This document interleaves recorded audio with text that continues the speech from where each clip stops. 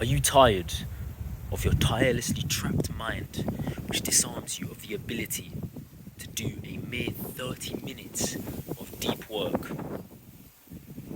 The main problem is your mental health. And a cardinal part to mental health is organization. The reason why you can't get off your phone after spending eons behind that screen and do just 30 minutes, just a small amount of deep work, some productive work, is because you lack organization. Organization. Before I started journaling, I was relatively directionless. It'd be Saturday morning, I'd wake up at 6, 7 a.m. and as soon as my eyes opened, I was already loading up Fortnite on the PS4. 4 hours would pass and my mum would chase me, tell me off, do your chores, half the day's gone. Half the day went in such an unproductive manner. Now, after journaling for hundreds of days, and you don't actually need to journal for hundreds of days, but after just journaling, taking care of my organization, I can enjoy more productive work, more productive days, working towards my ambitions. Now my Saturday mornings are filled with productive work.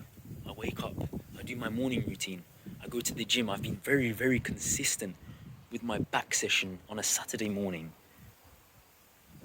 I get home, refuel, do some chores, record a video. Video's been pretty consistent, as you can see. And then, instead of half the day going, I've taken advantage of half the day. Organization. Do you know what the magic trick is? There is none. It's a matter of timing and consistency. That's right, timing and consistency. A man without a plan is much less organized than a man with a plan. Sounds very basic, sounds very, you could say, foolish, silly, but it's true. In this world, people struggle to stick to the basics. Now, the answer is plan. You heard it, I said it, plan. For you to be more organized, have more productive days, what you must do is the day before tomorrow, right? The night before tomorrow, you must write a plan. Okay? Write a plan for that night. You write a plan before tomorrow, the night before tomorrow.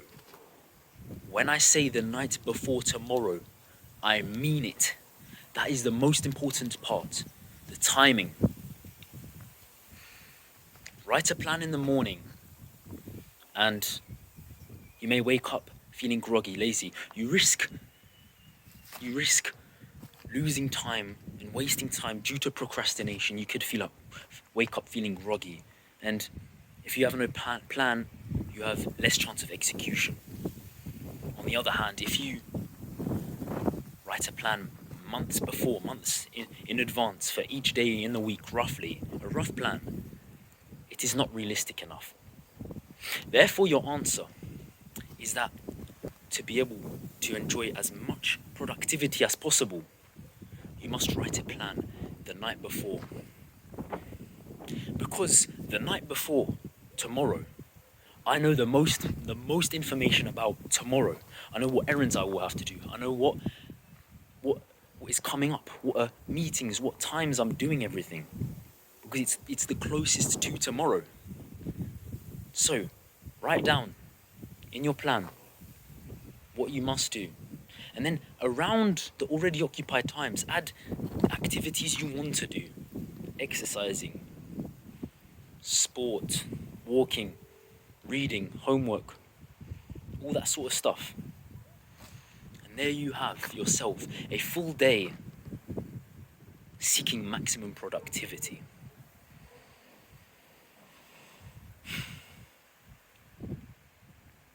Now beware, once you write this plan, don't enter with an ego the size of the sun.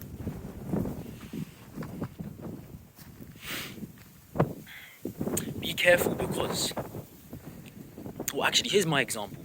I'll give you my example. I'm going to put it on the screen. And as you can see, it seems very productive. It seems very, very full. But I'm going to be honest, it's very, very difficult to complete this full plan. This full plan, like, very strictly. And it is a crucial skill, part of self-improvement. I would say it's a pillar of self-improvement, organization and following your plan. And it's very important not to have a great ego. It's very important to give yourself some time to eat, enough time to eat, to socialize. Don't give yourself 5 minutes to socialize, give yourself 30 minutes. But once you see that 30 minutes is coming to an end, tell your friends, tell your family, all right, I need to head off. I need to go exercise. I need to partake in some self-love. If you're eating, don't scoff your food down in 5 minutes. Appreciate your food, the hands that made the food. Put the screen away. Just don't enter this new sort of habit of writing plans and trying to execute them well with an ego the size of the sun. Now, a final tip as you watch to the end of the video is that it's just an emphasis, really. Don't be too strict. Just don't be too strict. Give yourself downtime, okay? Give yourself downtime. Give yourself enough time to sleep. 9 hours in bed. And you'll be able to follow your plan adequately, productively. Enjoy your more productive days.